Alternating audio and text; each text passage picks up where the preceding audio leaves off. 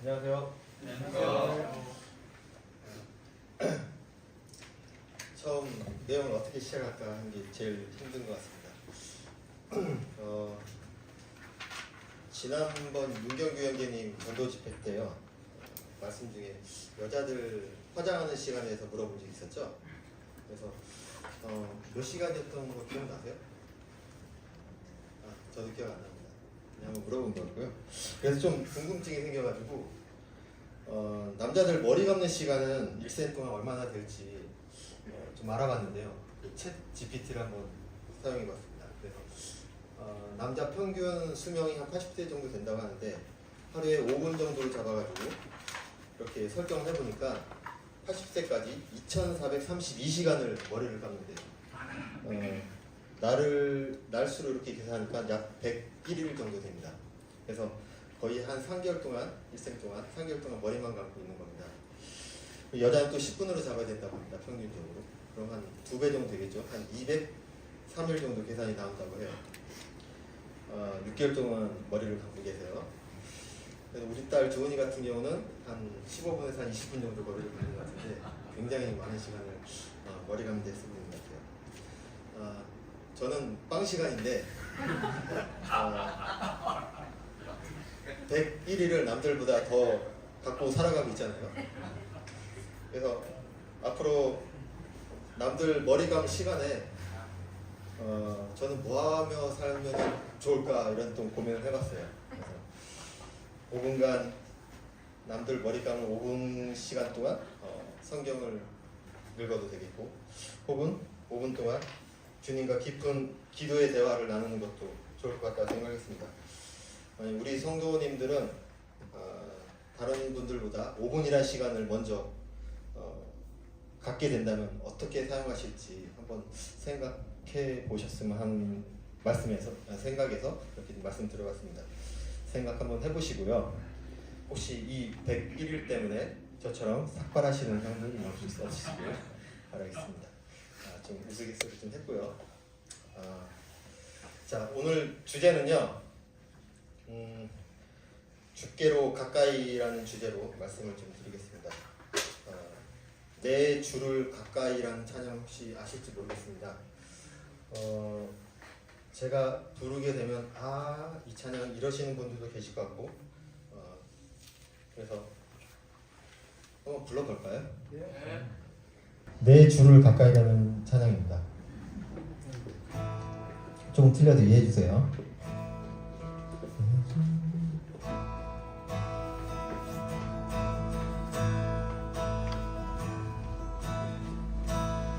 내 주를 가까이 더욱 가까이 주님을 가까이 하니 내게 복이라 내 평생 소원은 내 평생 소원은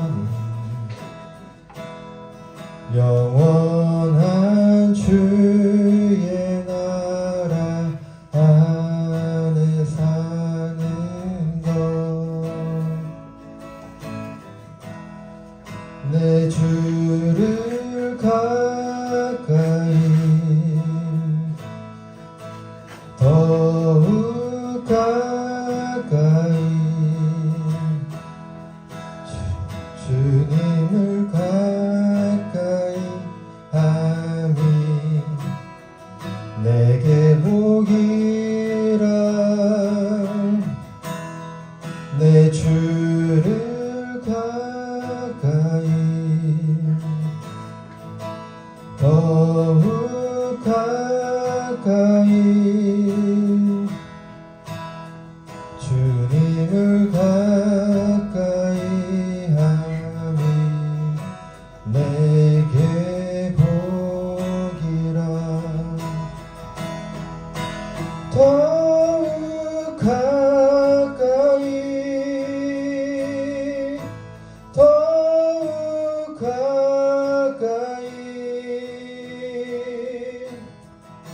주님 앞에 나아갑니다.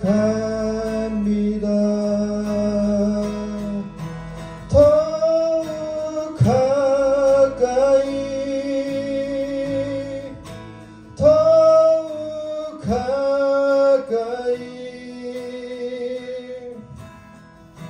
주님 앞에 나아갑니다.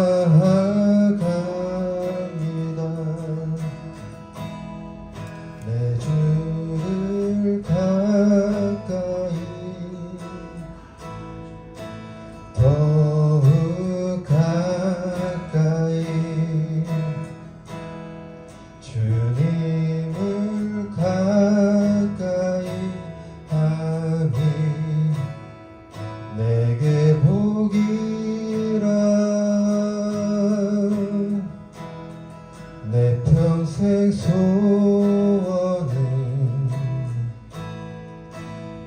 내 평생 소원은 영원한 주의 나라 안에 사는 것.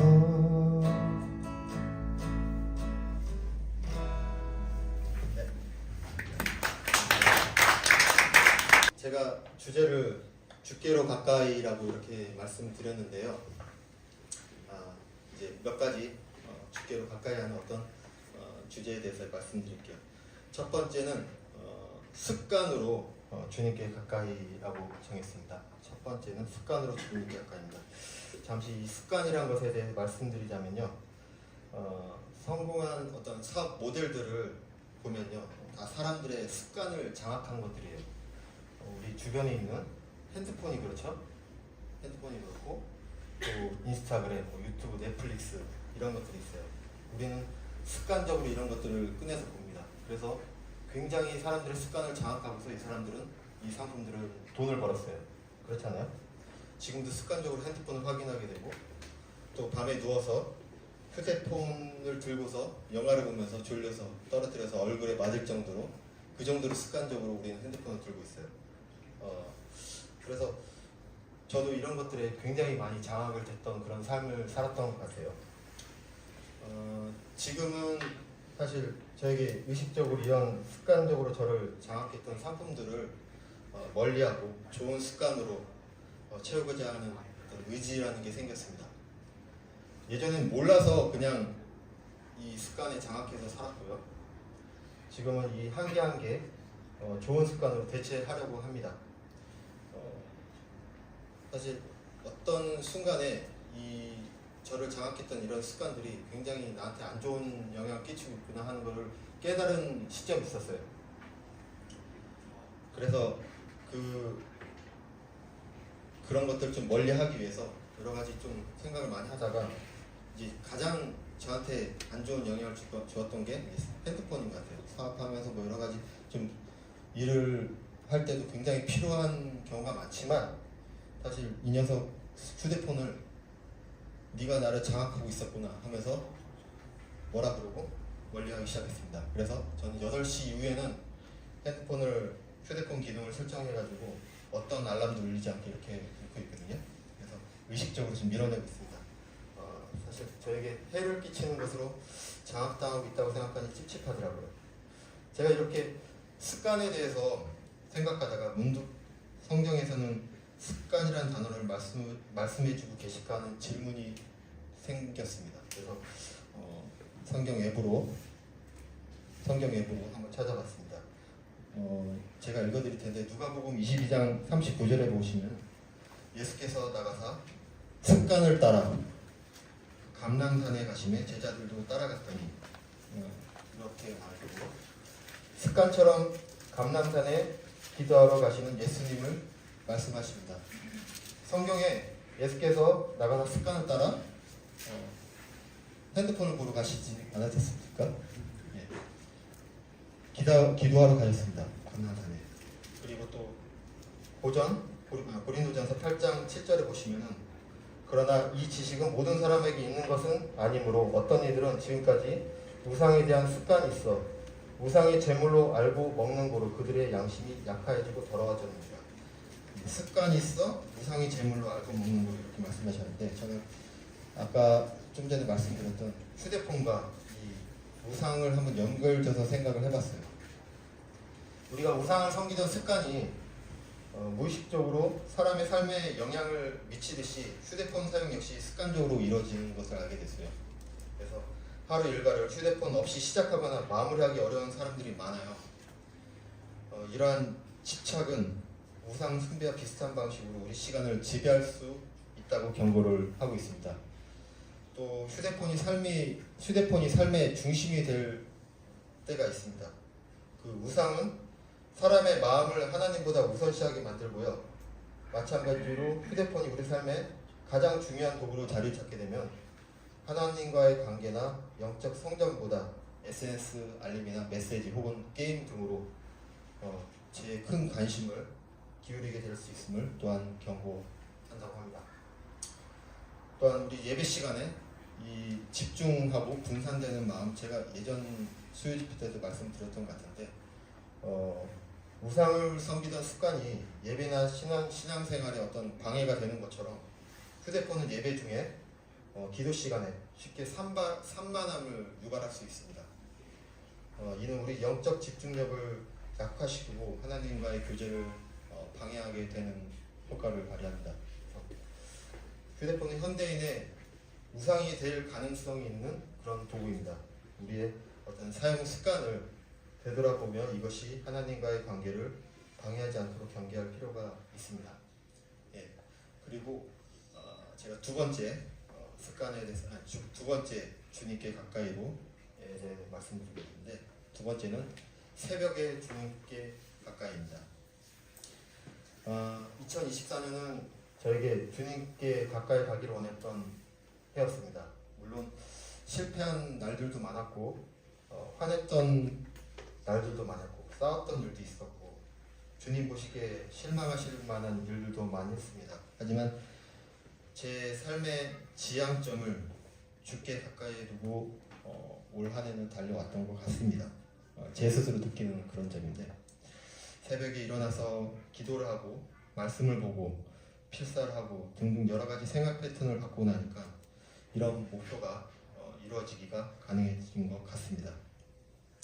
오래전부터 저는 나는 왜 이럴까, 막 말씀으로도 뭐 이렇게 성장을 못하고 말씀도 잘 모르고 성경 읽기도 잘 안 되고 생활에 변화도 없고 자책하고 또 자책하면서 그러면서 딱히 달라진 게 없는 그런 삶을 살았던 것 같아요. 성도님들과 교제 가운데서 그러죠. 말로는 저 성경도 많이 보고 싶고 기도도 많이 하려고 뭐 여러 가지 이런 말씀 드렸는데 딱히 변화는 없었습니다. 예전에는 입으로는 뭐 거룩해지는 모습을 상상하면서 이렇게 뭔가 입 밖으로 내어놓지만 실제로 교회를 벗어나면 아무것도 하지 않는 그런 아무것도 없었던 그런 삶을 살았던 생활의 어떤 연속이었습니다. 그 변화가 딱 생기기 시작한 시점은 새벽에 일어나서 말씀을 펴고 기도를 하고 필사를 하면서 변화가 생겼습니다. 새벽에 일어나는 거 하나로 많은 변화가 생겼던 것 같습니다. 뭐 단순하고 쉽게 생각할 수 있는데 아니요, 절대 쉽지 않았습니다. 저는 매일 한 1시, 2시에 자다가 8시에 겨우겨우 일어나가지고 출근하고 뭐 이랬던 사람이 갑자기 4시 반, 5시 이렇게 일어나서 뭔가 하기가 되게 힘들었던 것 같아요. 저의 아침 새벽 시간을 이렇게 좀 말씀 한번 드려볼게요. 새벽 5시에 일어나가지고 책상 앞에 앉게 되는데 성경과 노트를 펴고 우선 기도를 먼저 드립니다. 굉장히 졸려가지고 또 세수를 한번 하고 갔다 와서 세수하고 다시 기도를 합니다. 기도 후에 성경을 펴고 필사할 부분을 먼저 읽습니다. 그리고 필사를 시작합니다. 씁니다. 그렇게 읽은 부분을 다시 필사를 하면서 이렇게 하면은 기억이 또 잘 되는 것 같고요. 그리고 또 이해도 많이 되고 또 마음속에 이게 계속 되새김질하는 그런 느낌이 나서 굉장히 저한테는 도움이 많이 됐던 것 같습니다. 그래서 오늘 분량 딱히 정해진 분량은 없는데 손이 아파가지고 몇 번 쓰다 보면 손이 아파가지고 몇 번 이렇게 안마를 하면서 다시 쓰고 하다 보면서 적당한 양이 됐다 싶으면 그만 두고 그 다음에 조용히 눈을 감고 오늘 하루를 어떻게 지낼 것인지 생각을 합니다. 아침 일정부터 해서 점심까지 또 오후에 또 어떤 일이 있을지 또 밤늦게까지 어떻게 그 사이에 또 제가 어떻게 주님을 생각하고 주님께 어떤 감사의 생활을 할지 이런 것도 좀 생각하면서 또 업무적인 것도 생각을 하고 이렇게 하죠. 그리고 이렇게 합니다. 그래서 제가 이게 새벽에 제가 하는 것들이고요. 쉬면서 굉장히 어려운 것 같아요. 매일매일 이거를 이뤄가기가 정말 힘든 것 같고 자주 놓치기도 하고 그랬습니다.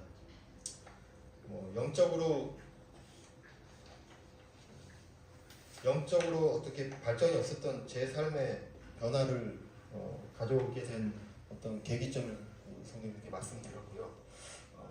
이 새벽의 어떤 변화를 통해서 제가 굉장히 좋은 영향을 받았던 것 같습니다. 제 스스로 그렇게 느끼고 있고요. 세 번째는 찬양과 가까이라고 이렇게 말씀드리겠습니다. 우리 찬양팀이 생긴 거는 알고 계시죠? 기억하고 계시죠? 이번 모임의 날 준비도 하고 있는데요. 연습 중입니다. 우리 찬양팀이 어떤 그 행사용으로만 그렇게 활동하는 게 아니라요. 사실 저희는 찬양이 좋아서 이렇게 모이고 있거든요. 모이는 것에 부담을 갖지 않고 그렇게 어떤 의무감에서 이렇게 모이는 것이 아니라 찬양을 하기 위해서 모이는 것 같습니다. 한 달에 2번 토요일 날 청년회 전에 모여서 우리 찬양을 드리자 해서 이렇게 약속을 했습니다. 그래서 준비된 곡을 연습하고 맞춰보면서 그 연습 가운데 주님을 찾게 되었습니다. 작년 12월 25일 맞나요? 우리 모임의 날 때 작년에 저에게 나눠준 말씀 카드가 있습니다. 성도님들은 기억하세요? 받으신 말씀 카드? 예, 저는 여러 군데다 막 터뜨리고 다녔어요. 제가 받은 말씀 카드가 어떤 내용인지. 그게 시편 104편 33절 말씀입니다. 내 평생토록 여호와께 노래하며 내가 살아있는 동안 내 하나님을 찬양하리로다. 이 말씀을 계속 여기저기 막 말을 하고 다니니까 그 시편 말씀대로 됐습니다. 찬양팀에 들어가게 되었고 어떻게 이 시편 말씀대로 될 줄 누가 알았겠어요. 근데 우리 주님은 알고 계셨던 것 같고 저를 이 찬양팀에 넣어주셨던 것 같습니다. 그래서 다시 한번 이 찬양으로 우리 아버지 하나님께 가까이 다가가는 삶을 살아갈 수 있게 해주신 우리 아버지 하나님께 정말 감사가 드립니다. 아멘. 네. 앞으로 더 열심히 찬양하겠고 깊은 찬양에 많이 드리고자 합니다. 찬양으로 주께 나아가기를 원합니다. 예전에 그 입으로만 찬양 드렸던 때가 있었어요. 너 앞으로 찬양 시작할 거면은 입으로 찬양하는 거 그만둬라. 그래서 혀를 잘라버리려다가 말했었던 것 같아요. 기억하실지 모르겠어요. 제가 계속 언급하는 부분인데 수양회 때 혀가 거의 엄청나게 찢어져가지고 잘라진 줄 알았어요. 그래서 주님께서 저한테 그런 교훈을 주셨어요. 입으로 찬양하지 말아라. 네 마음으로 찬양하라. 그래서 마음으로 찬양하고 있습니다. 네 번째는 우리 성도님들과 가까이입니다. 성도님들과 가까이, 주님께 가까이 하는 것입니다. 히브리서 10장 25절 말씀에 이런 말씀이 있습니다. 모이기를 피하는 어떤 사람들의 습관과 같이 하지 말고 오직 권하여 그날이 가까움을 볼수록 더 그리하자. 이 말씀 속에서 그날이 가까움을 볼수록 더 그리하자고 말씀하셨는데 그날이 가까움을 느끼고 계시죠? 굉장히 이 시기가 시대가 굉장히 주님 그날이 오시는 그날이 가까움을 느끼고 있습니다. 말씀대로 모여야 하겠죠. 많이. 우선 저는 우리 3, 40대 형제님들과 가까이 지내려고 노력을 했었습니다. 지금도 하고 있고요.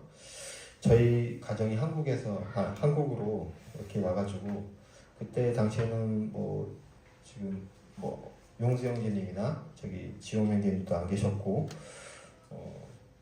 특히 이철 형제님의 가정과 좀 가까이 지내게 됐어요. 가끔 만나기도 하고 물론 아이들이 비슷한 나이가 아이들이 나이대가 비슷해가지고 뭐 잘 놀고 좋은 교제도 많이 나눴습니다. 사실 처음에는 부담이 되게 많이 됐거든요. 제 영적 상태가 좀 되게 약했었고 중국에서 와서 뭐 굉장히 좀 부족한 그런 상태였기 때문에 철계 형제의 가정과 교제하는데 저희 연약함이 굉장히 부담이 됐어요. 말하는데 갑자기 막 이상한 나쁜 말 하지 않을까 막 이러면서 그런 것들이 있었는데 그렇게 저희 가정을 이렇게 받아주시고 저를 이끌어 주셨더라고요. 철계 형제가. 그래서 뭐 그렇게 해서 용수 형제님, 뭐 지용 형제님 오시고 또 뭐 여기 다른 3, 40대 형제님들도 계시는데 그 형제님 가정들과 이렇게 지금 현재 굉장히 많이 만나고 이렇게 교제를 나누고 있습니다. 예전에는 뭐 그런 거 있잖아요. 지금 요새 보면은 다들 어떤 개인적인 이런 뭐라 그러지? 개인 플레이? 뭐 이렇게 표현해도 되는지 모르겠는데 뭐 누구 집에 가면은 민폐가 아닐까? 혹은 뭐 부담 갖지 않을까? 뭐 혼자 고민하면서 그냥 집에 가자, 뭐 쉬자, 뭐 이런 행동, 이런 것들이 있을 것 같아요. 근데 이런 주일날 하루 만나고 우리가 어떻게 깊은 교제를 나눌 수 있을까? 그 주일날 만나는데도 그 말씀 끝나고 이렇게 또 헤어지고 하면은 어떤 더 친해지거나 그런 어떤 기회가 없을 거라 생각을 해가지고 사실 이 말씀대로 모이기를 피하는 어떤 사람들의 습관과 같이 하지 말라고 하시는 그런 말씀을 생각하면서 조금 더 우리 그 3, 40대 형제님들과 더 오래 이렇게 있고자 하는 마음이 있습니다. 그래서 이제 자매님들은 특히 이제 그 예찬 봉사하시고 이렇기 때문에 굉장히 피곤하시기 때문에 그게 마음이 좀 많이 걸리긴 한데 그래도 많이 모였으면 하는 마음이 있습니다. 그래서 앞으로도 더 우리 3, 40대 형제님들 더 모여가지고 똘똘 뭉쳐가지고 우리 더 깊은 교제를 나눴으면 하는 마음이 있고요. 아무튼 지금은 잘 모이고 있다 이렇게 보고 드립니다. 그리고 내년부터 청년들에게 한 걸음 가까이 가게 됩니다. 청년들은 저를 잘 모르시죠? 제가 어떤 사람인지 좀 무서운데 저도 청년들 잘 모릅니다. 잘 모르고 서로 알아가는 시간을 가졌으면 해요. 그래서 더 알고 싶고 제가 뭐 도울 수 있는 일이 있다면은 조금의 손길이라도 그런 손길이 필요하다면 제가 제 손을 사용했으면 합니다. 혹시 민폐를 끼치거나 혹은 섬김을 받으러 가는 게 아니기 때문에 너무 부담 갖지 마시고 제가 한 걸음 가까이 가도 되겠습니까? 네? 고개만 끄덕끄덕. 네. 그래서 제가 아무튼 감사하고요. 제가 청년들에게 아주 짧은 편지를 하나 썼어요. 읽어드릴게요. 내년 1년 우선 박세현 형제라는 사람이 청년과 함께 주님께 가까이 나아가기를 원합니다. 알고 있습니다. 청년들이 올해도 정말 다른 해와 마찬가지로 정말 주님 앞에 많은 걸 내려놓고 많은 일을 해오고 지금도 하고 있다는 사실을 알고 있습니다. 제가 청년들과 앞으로 어떻게 1년을 보내게 될지 모르지만 이거 하나만 기억해 주시길 부탁드립니다. 우리 같이 주님께 가까이 더욱 나아가자. 예. 즐거울 때도 있겠고 또 안 좋은 일도 있을 수 있고 제가 미울 때도 있을 거예요. 하지만 우리 주님 한 분만을 같이 바라봅시다. 예. 그러길 바랍니다. 같이. 이 편은 비단 청년들에게만 드리는 말씀은 아닌 것 같습니다. 더욱 가까이 주님 앞에 나아가길 원합니다. 모든 성도님들과 함께. 세상에 이런 말이 있어요. 이게 뭐 아프리카 속담이라고 하는데, 혼자 가면 빨리 가고 같이 가면 멀리 간다는 말이 있어요. 예. 혼자 가다 보면 지치기도 하고 다른 곳으로 빠지기도 하고 그럴 수 있겠죠. 우리 성도님들과 함께 같은 마음으로, 한 마음으로 주님께 같이 나아간다면 정말 멀리 이렇게 오랫동안 갈 수 있다고 생각합니다. 우리 같이 주님 앞에 가까이 나아가기를 원합니다. 사실 그 가까이라는 단어 자체는 우리 이렇게 거리상의 어떤 개념이 있잖아요. 그래서 제가 좀 농담식으로 좀 얘기를 하자면은, 우리 콘서트 같은 데 가면 사람들이 다 앞으로 와서 임영웅 아시죠? 임영웅이 여기 앞에 서 있으면 막 얼굴 가까이 불러가고 옆에 있을 거 아니에요? 이 거리를 좀 줄여줬으면 좋겠어요. 우리 주일날 보면은 좀 앞자리가 좀 많이 비어있는 것 같아요. 비어있으면 꽉꽉 채우고 더 앞으로 주님 앞에 나아가는 그런 모습이 보여야 되지 않겠어요? 제가 가만히 생각해 봤는데, 제가 지금 여기서 앞에 나가가지고 손을 잡으려고 그러면 저기 김용기 형제님, 전석희 형제님, 대호 형제님, 철기 형제님밖에 손이 안 닿아요. 멀리는 손이 안 닿아요. 우리가 그 삭개오 얘기 아시잖아요? 그렇게 주님을 간절히 찾을 때 주님은 내려오라, 너 이쪽으로 와라, 이렇게 하시지. 저 멀리 있는데, 저 숨어 있는데, 기둥 뒤에 숨어 있는데 보이지도 않고 대답도 안 하고 부르지도 않을 것 같아요. 예, 좀 더 앞으로 이렇게 가까이 오셨으면 합니다. 이건 거리상의 어떤 가까이에 대해 말씀드렸고요. 하나 더 가까이 하면 이건 좀 추신 같은 그런 건데, 예배로 예배 때 감사로 하나님께 가까이 가고자 합니다. 예배 시간에 감사를 드리는 거, 제가 올해는 딱 3번 감사를 못 드렸어요. 첫 번째는 우리 박지훈 청년이 저기 침례 받는다 그래가지고 저기 광교 남부 가서 못 들었고, 두 번째는 타이밍을 한번 놓쳤어요. 그리고 세 번째는 주일날 아침에 부부싸움을 했습니다. 그래서 딱 3번 감사에 참여하지 못했습니다. 사실 365일에 딱 평균적으로 52주가 있어요. 예. 52번 감사 못 드리면 안 된다라고 생각을 하고, 올해는 이렇게 끝나가고 내년에는 꼭 52번 꼭 감사를 드려야겠다는 마음 드립니다. 제가 감사를 드리면서 주님 저에게 이렇게 주신 구원을 어떻게 제가 갚아야 할까요? 제가 드릴 것은 그 감사밖에 없다고 생각하거든요. 근데 그 감사를 안 드리는 것 자체가 저한테는 굉장히 마음속으로 부담이 되고 그랬던 것 같아요. 그래서 매주 준비하면서 그 감사를 드리려고 노력을 하고 있고요.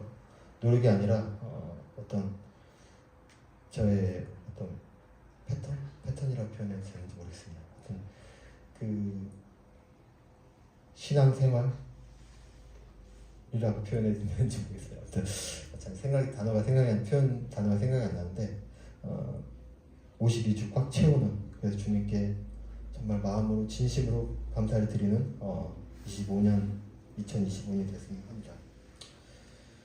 전 제 생활을 바꾸는 방법을 거창하게 말씀을 몇 독을 하고 이렇게 하는 게 아니라 정말 아주 작은 습관부터 바꾸면서 이렇게 변해왔던 것 같아요. 이 습관을 나쁜 쪽으로 설정해 놓으면 정말 걷잡을 수 없이 나빠지는데, 좋은 방향으로 설정해 놓으면 삶이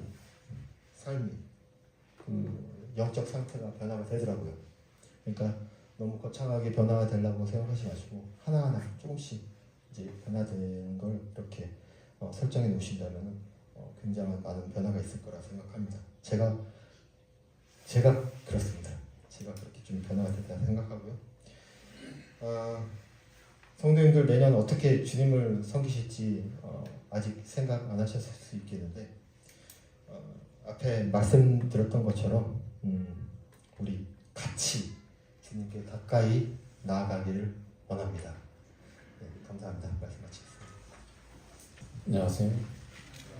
네, 감사합니다. 습관에 관한 주제로 말씀을 주셨고 시작할 때 도입 부분을 어떻게 해야 될지 모르겠다고 할 때 누구보다도 참 유쾌하게 잘했어요. 나는 다른 사람들에 비해서 시간을 절약하며 삽니다. 그 내용은 제가 프라이버시니까 다시 한번 소개 안 하겠습니다. 어쨌거나 5분 이상, 10분 이상 줄일 수 있다고 하는 것은 하루에 그 정도니까 저는 5분까지 걸리지 않아. 한 1, 2분이면 끝나요. 1, 2분이면 진짜 그렇습니다. 1, 2분. 저녁에 자기 전에 늘 이제 이렇게 하는데 그렇고 이제 얼굴 닦고 발 닦고 다 해야 5분. 다 해야 5분. 한 부분만 하면 1, 2분. 그래도 저기 뽀득뽀득 잘 하고 살고 있습니다. 네, 기도 제목 준 대로 2025년 한 해에는 우리 세원 형제가 청년회를 섬기기를 원하는 마음이 있고 또 그렇게 했으면 좋겠다 싶어서 그렇게 하기로 했습니다. 그래서 우리 청년들에게 넌지시 이렇게 구애는 아니지만 요청사항인 것처럼 이렇게 손을 내미는데 고개만 끄덕끄덕거리지 말고 나중에 기회가 되면 허그도 좀 해주시고 열렬히 환영한다라고 하는 긍정적인 신호를 이렇게 주시기 바랍니다. 아시겠죠? 김주 찬양자 알았죠? 네.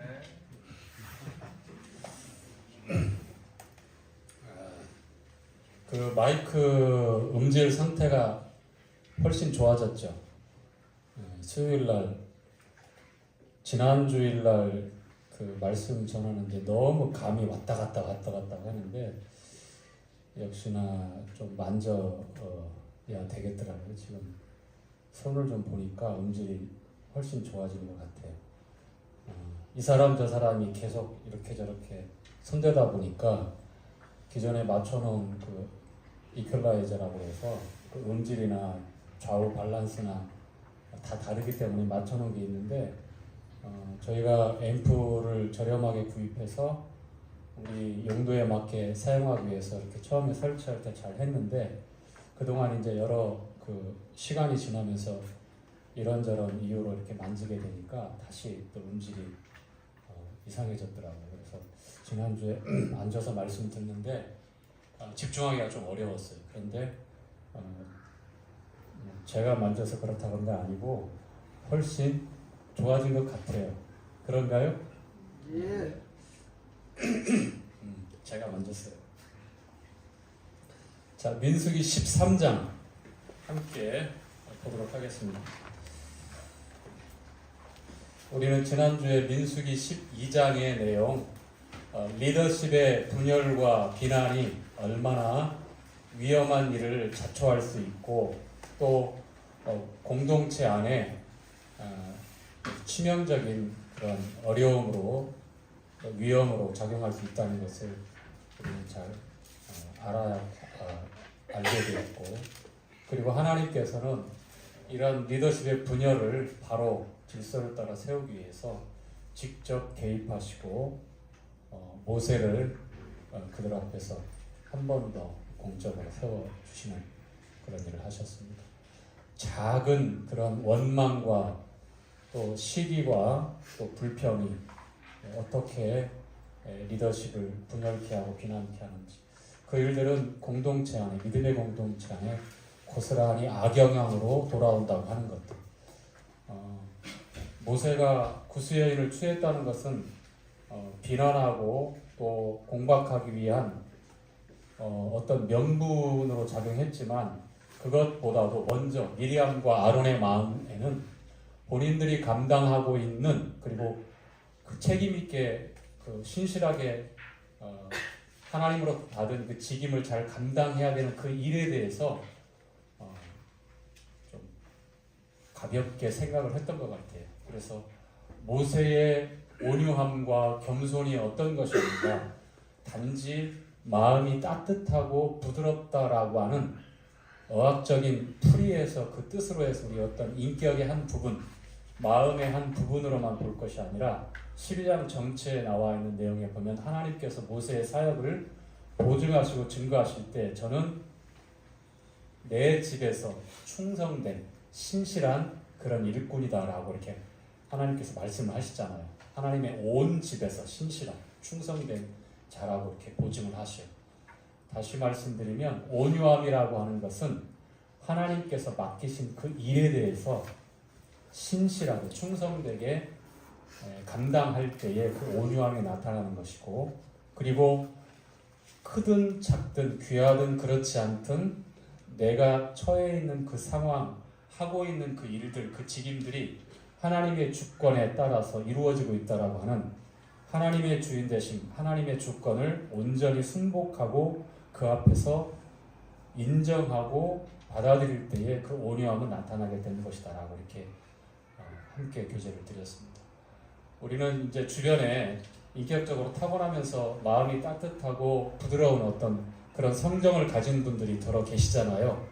근데 성경이 증거하는 온유함은 조금 결이 다를 뿐만 아니라 본질적으로도 또 다를 수가 있어요. 왜냐하면 자기중심적인 게 아니잖아요. 하나님 편에서 하나님 중심이고 하나님께서 보증하시는 것이며, 두 가지 하나님의 주권과 또 신실함에 대한 그런 보증이 뒤따르는, 그럴 때에 하나님의 말씀하시는 온 지면에 어떤 사람들보다도 온유함이 승하였다, 크다라고 이렇게 말씀을 증거하고는 이 모세의 온유함이 나타나는 것이죠.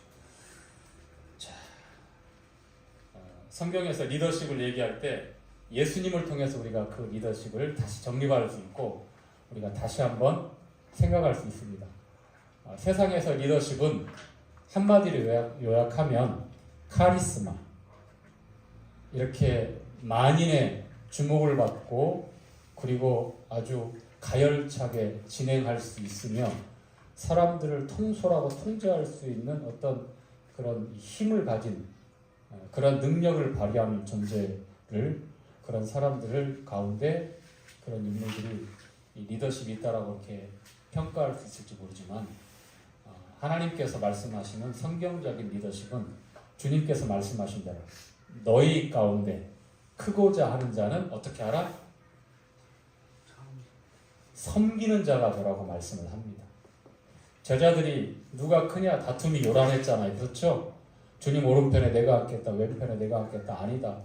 심지어는 요한과 야고보의 어머니가 와서 치맛바람 일으키면서 내 큰아들 작은아들 오른쪽 왼쪽에 앉혀주십시오, 이렇게까지 학병까지 동원하는 그러한 누가 크냐 이런 경쟁이 붙었는데, 제자들 가운데도 굉장히 좀 불편한 그런 갈등 상황이 만들어지고, 주님이 말씀하셨어요. 너희 가운데 누구든지 크고자 하는 자는 너희 중에 가장 작은 자,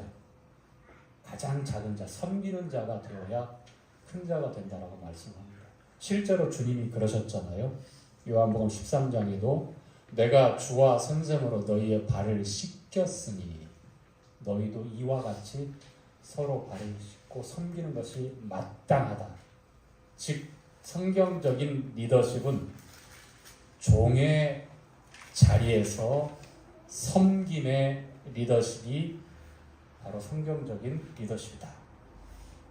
그래서 믿음의 공동체인 이 교회에서 또 하나님의 백성들이 함께하는 그 자리에서 누가 크냐 하는 경쟁의 그런 리더십이 아니라 세상이 요구하고 또 만들어가는 리더십이 아니라 예수님께서 우리에게 친히 보여주신 섬기고 낮아지는, 그렇지만 예 알겠습니다 하고 유구무원으로 입 꼭 닫고 진짜 그냥 납작 엎드려 있는 사람, 어떤 그런 모습으로 우리가 그렇게 다 받아들이는 건 좀 곤란하겠죠.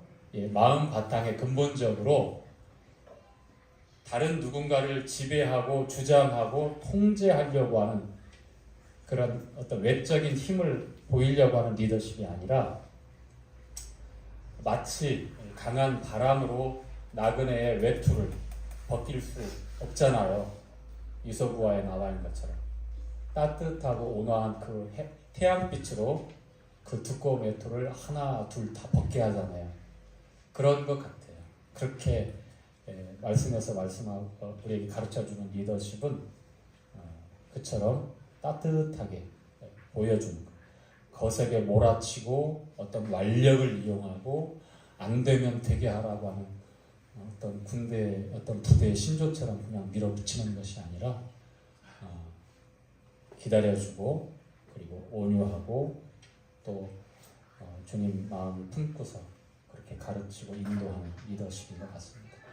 생각해보면 한없이 부족하죠. 우리가 이러한 리더십을 위해서도 교회는 기도해야 합니다. 자, 13장은 12정탐꾼에 관한 내용입니다. 12정탐꾼. 자, 13장, 14장까지 연결되어지는 두 장에 나와 있는 내용은 불행하게도 약속의 땅, 가나안 땅에 들어갈 수 없다라는 하나님의 엄위한 그런 징계의 말씀으로 끝을 맺습니다. 왜 그렇게 됐을까요? 자, 13장 1절부터 20절까지 전반부 내용이고 21절부터 33절까지 후반부 내용으로 나눠지는데 전반부 내용은 12정탐꾼이 각 지파의 두령 중에 하나가 다 대표로 선발되어서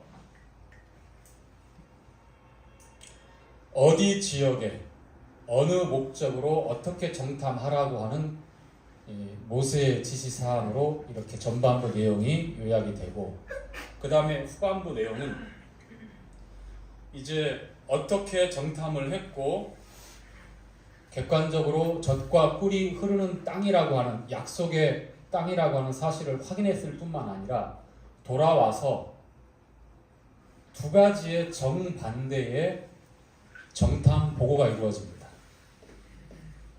그리고 13장이 이렇게 마무리가 되어져요.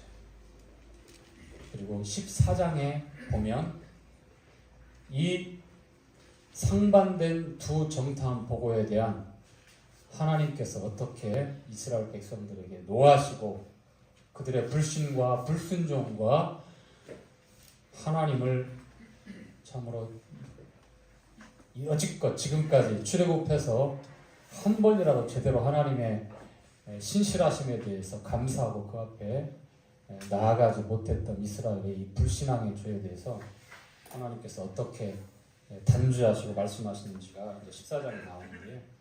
자, 1절부터 3절까지의 내용이 이제 시작이 되는데 함께 읽도록 하겠습니다.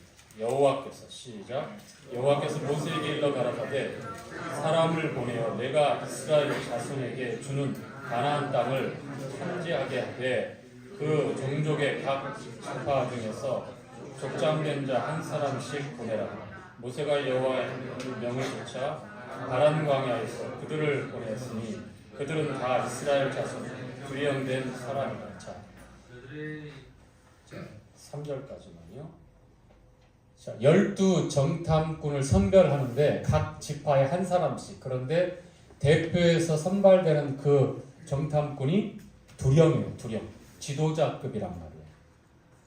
자, 그런데 주목해서 봐야 될 게, 자, 여호와께서 모세에게 일러 가라사대 정탐을 명령하는 분이 주님으로 되어 있죠.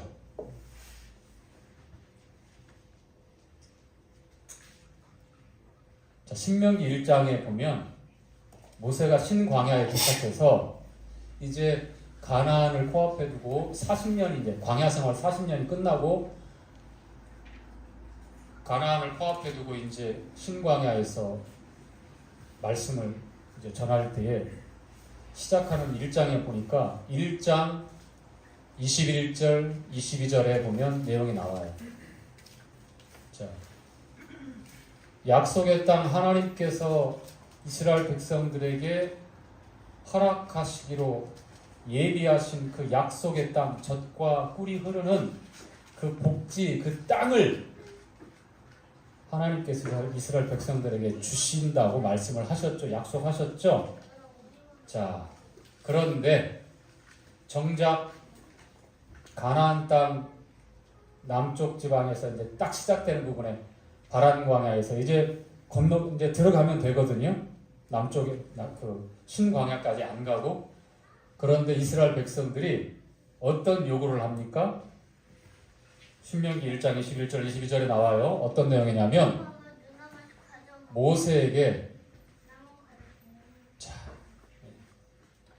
백문이 불여 일복. 자, 신명기 1장 함께 보시죠.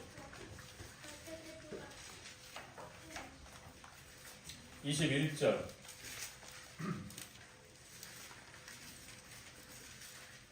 너희 하나님 시작. 너희 하나님 여호와께서 이 땅을 너희 앞에 두셨은즉 너희 열조의 하나님 여호와께서 너희에게 이르신 대로 올라가서 얻으라. 두려워 말라.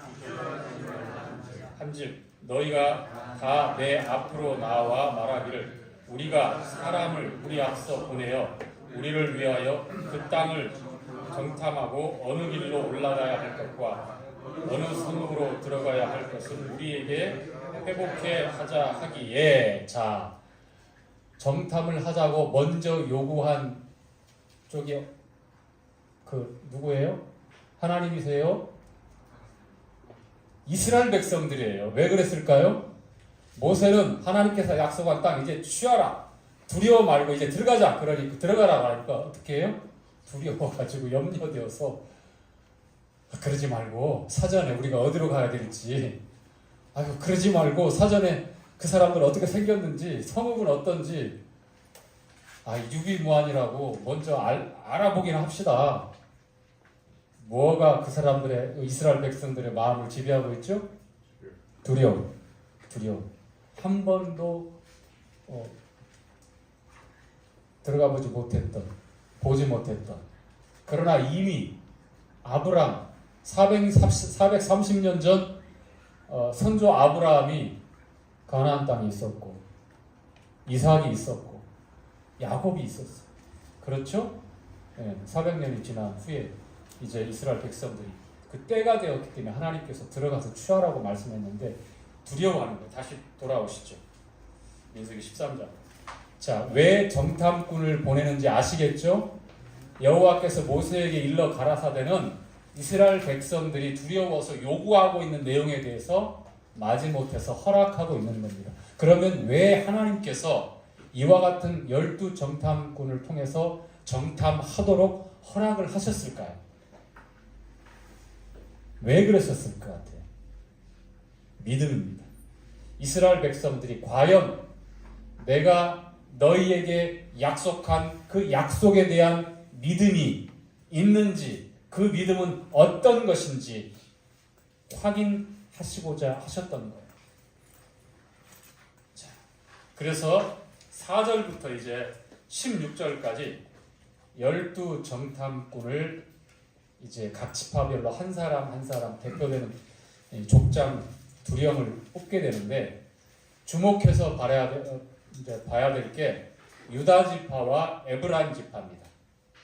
유다 지파에서 뽑힌 정탐꾼의 이름이 누굴까요? 갈렙. 그렇죠, 갈렙. 이 산지를 내게 주소서 있어요. 헤브론이라고 하는 산지. 헤브론에도 얽혀있는 그 줄거리가 참 많습니다. 그 다음에 에브라임 지파의 정탐꾼으로 뽑힌 사람이 누굴까요? 여호수아로 나와 있어요. 어떻게 되어 있어요? 여기 인물에 보니까 호세아는 구원자라는 뜻이고, 여호수아는 어떤 걸까요? 하나님이 구원하신다. 자, 이렇게 이름이 이제 모세가 눈의 아들 호세아를 여호수아로 계명을 하고 자기의 수종으로 삼아요, 모세가. 그런데 성경에 보면 과거에 가졌던 이름을 새롭게 계명하는 그런 일들이 많습니다. 이미 아브람을 아브라함 세 글자였어요. 아브라함 열국의 아버지로 바뀝니다. 사레가 어떻게 돼요? 사라. 그 다음에 야곱이 이스라엘.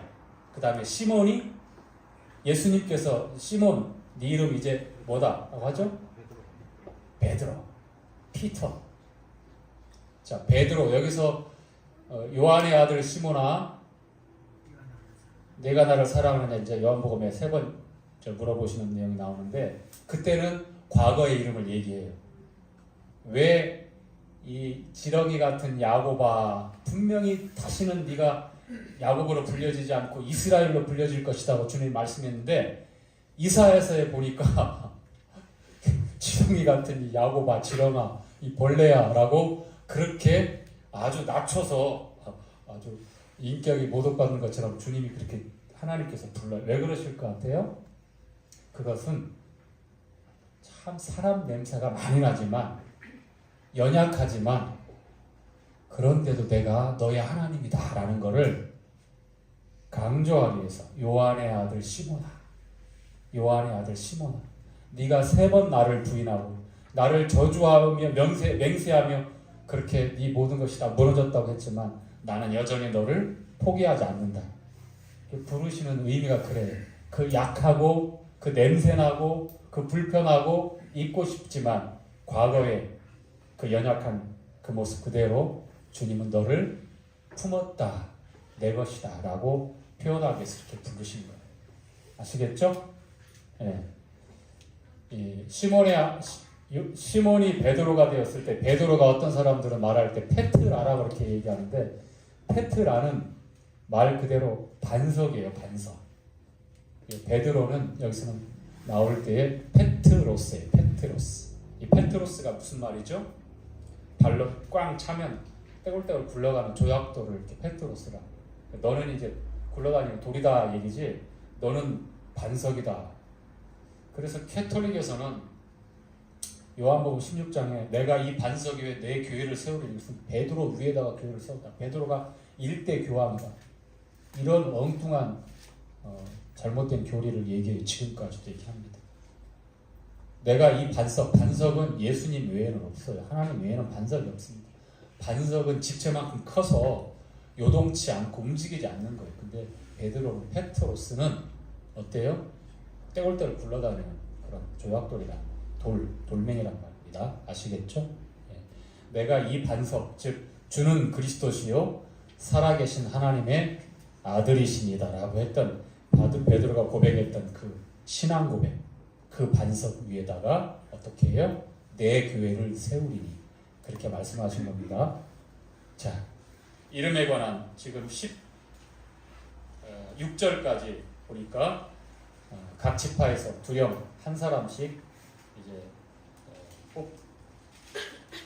뽑아서 어떻게 12정탐꾼으로 보내게 됩니다. 자, 그리고 17절부터 20절까지는 정탐 내용을 모세가 지시합니다. 어디로 가서 어디부터 시작해서 어디까지 어떻게 어떤 내용으로 정탐을 하라고 지시합니다. 한번 볼까요? 어떤 내용으로 지시를 하는지. 17절부터 모세가 시작. 모세가 가나안 땅을 탐지하러 그들을 보내며 이르되 너희는 남방길로 행하여 산지로 올라가서 그 땅에 어떠함을 탐지하라. 곧 그 땅 어민의 강야와 좌소와 그들의 거하는 땅의 호로 거하는 성읍의 진영인지 산성인지 토지의 호박과 감대하라. 그 땅 가져오라. 그때는 포도가 처음 잎을 지으리였더라. 자, 어떤 내용으로 어떻게 탐지 정탐하라고 지시를 하고 있습니다. 아시겠죠? 사람들, 땅의 토지, 그 다음에 그 농산물들이 어떤지 나중에 돌아올 때 취해서 몇 가지를 가져오라고까지 이렇게 지시를 합니다. 자, 그래서 이제 21절부터 24절까지 보니까 40일간에 걸쳐서 며칠간이요? 총 40일간에 걸쳐서 정탐을 합니다. 자, 남방부터 시작해서 지금 바란 광야는 시내 광야에서 시나이 반도가 이렇게 쭉 이렇게 있는데 삼각형 밑으로 뾰족하게 시나이 반도를 지나서 가나안 땅으로 올라갔을 때 처음 만나는 가나안 땅, 그러니까 그 시나이 반도 지나서 지금 이스라엘 팔레스타인이 가자 지구 밑에에 있는 그 황량한 그 지역이 이제 바란강입니다. 현재 지도 위치상 거기에 도착해서 이제 남쪽부터 차례대로 산지를 통해서 차례대로 뭐 해안까지 해서 전부 이제 정탐하게 되는 겁니다. 그게 이제 21절부터 24절까지예요. 남쪽에서 북쪽까지 약 180에서 한 약 200km 정도 직선거리로 봤을 때, 그러니까 서울 기준해 가지고 서울 여기 잠실 기준에서 저기 대전 어디 대전 한 남구 정도까지 그 정도 직선거리로 고속도로 경부 타고 가면 그 정도 거리예요. 탐지해야 될 땅이. 보통 한 10일 정도면 성년들이 정탐할 때 충분히 가능하다고 합니다. 그런데 40일 동안 정탐했을 때는 모세가 지시한 내용들 아주 디테일하게 성이 어떻게 거기에 거주하는 거주민들 어떤 민족들 어떤 종족들이 흩어져 있고 심지어는 거인족들이 살고 있는 헤브론까지 다 정탐을 하고 그리고 이제 돌아오게 됩니다. 자, 그리고 나서 이제 25절부터 이제 21절부터 33절까지가 이제 전반 이제 후반부로 들어오는데 이제 정탐 과정과 그 다음에 객관적인 그 정탐 내용과 그 다음에 상반된 이 정탐 보고가 나오고 그리고 이제 끝마쳐지는데 자 27절에 보면 객관적으로 맞습니다. 젖과 꿀이 흐르는 땅이 맞습니다. 자, 한번 읽어볼까요? 자, 27절 모세에게 시작. 모세에게 보고하여 가로되 당신이 우리를 보낸 간즉 과연 젖과 꿀이 그 땅에 흐르고 이것은 그 땅의 실과이니이다. 자, 그들이 이것은 그 땅의 실과이니이다. 무화과하고 뭐 감람나무 열매 가지고 왔는데 인상적인 게 뭐죠? 포도 한 송이를 가지째 꺾어가지고 한 사람이 들고 왔어요. 두 사람이 메고 왔어요. 왜 메고 왔을 것 같아요? 무거워서 그랬을까요? 아니면 귀해서 그랬을까요? 자, 그러면 포도 알에 주먹만 했을까요? 사과만 해서 이렇게 아구아구 비워 먹었을까요? 베어 먹었을까요? 왜 포도송이가 한 사람이 들기에는 물론 한 사람이 들 수도 있었겠지만 두 사람이 가지채 작대기에 걸어서 메고 올 만큼 아주 거대한 송이였다는 거예요. 포도가 처음 익을 때니까 40일이 지나고 이제 한참 수확을 하고 이제 하고 있겠죠. 그 중에 누구네 포도 농장인지 모르지만 하나를 가지째 꺾어서 정탐꾼들이 메고 온 거예요. 왜 그랬을 것 같아? 왜? 자, 성인 두 사람이 멜 만큼 그렇게 거대한 포도 보신 적 있습니까? 포도알 크기로 따진다면 거북만큼 큰 포도알이 없을 거예요. 그쵸? 외국에 있는 포도 종자들 보니까 우리나라에서 이렇게 키우고 있는 재배하고 있는 포도 송이보다 훨씬 더 적더라고요. 칠레산, 프랑스, 지중해 연안에 키우는 포도들. 우리나라에서 그 안성 포도가 유명한데 포도하면 뭐 한 가지로 연상이 되는 게 굉장히 많잖아요, 그렇죠? 새파란 포도부터 해가지고 당도도 뼈 쪽에 그 알맹이가 타원형으로 길쭉한 포도도 있고. 그런데 어떻게 성년 두 사람이 메고 왔을까? 그냥 그 땅이 비옥하고 어마무시하게 젖과 꿀이 흐르는 그런 정말 비옥한 땅이었기 때문일까요? 이 얘기는 다음 시간에 얘기해 줄게요. 궁금하죠? 다음 시간에 얘기를 해드릴게요. 자, 그러면서 이제 28절에 그들의 불신앙이 이제 고스란히 드러납니다. 자, 28절 함께 읽도록 하지요. 자, 그러나, 자, 이 그러나를 주목하십시오. 예, 맞습니다. 맞습니다. 맞고요. 틀림없습니다. 하나님 말씀대로입니다. 그러나, 자, 그러나라고 하는 것은 하나님 말씀은 맞지만 제가 다시 평가할 때는 우리가 보고 듣고 우리가 경험한 바로는 하나님 말씀이 틀릴 수도 있습니다. 라는 게 지금 그러나 안에 다 담겨져 있는 거예요. 그 말을 더 정확하게 풀어 설명을 드린다면 믿지 않겠습니다. 아무리 우리에게 약속했다 할지라도 도무지 그 말씀을 믿을 수가 없습니다. 라는 내용이에요. 자, 그러나 시작. 그러나 그 땅 거민은 강하고 성읍은 견고하고 심히 클뿐 아니라 거기서 안악 자손을 보았으며, 그러면서 이제 뭐 29절 내용까지 아말렉은 어디에 있고 그 다음에 해변에 누가 거하고 결정적으로 안악 자손을 봤다고 했을 때에 그 사람들 이미 어떻게 됐어요? 게임이 종료된 거예요. 안악 자손이 누굽니까? 네피림이에요. 네피림 후손들. 이 헤브론의 과거의 이름이 기럇 아르바입니다. 기럇 아르바. 이 기럇 아르바는 사람 이름이에요. 사람이라고 보기보다는 거인의 이름이에요. 아낙 자손의 조상인데 아낙 자손 중에 가장 장대한, 가장 키가 크고 덩치가 어마무시했던 그런 존재 이름이 기럇 아르바. 보통 성인의 신장의 2배 이상인 아낙 자손들이 활보하고 있는 헤브론에 가서 그 산성을 봤을 때에 그들의 활보하는 모습을 봤을 때에 이 12명의 정탐꾼 중에 여호수아와 갈렙, 물론 여호수아도 갈렙도 동일하게 두려운 마음이 생기죠.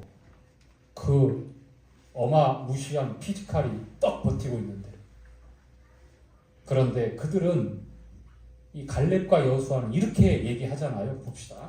자, 30절 갈렙이 시작. 갈렙이 모세 앞에서 백성을 안돈시키고 가로되 우리가 곧 올라가서 그 땅을 취하자. 자, 곧 올라가서 그 땅을 취하자. 올라가서 취하자.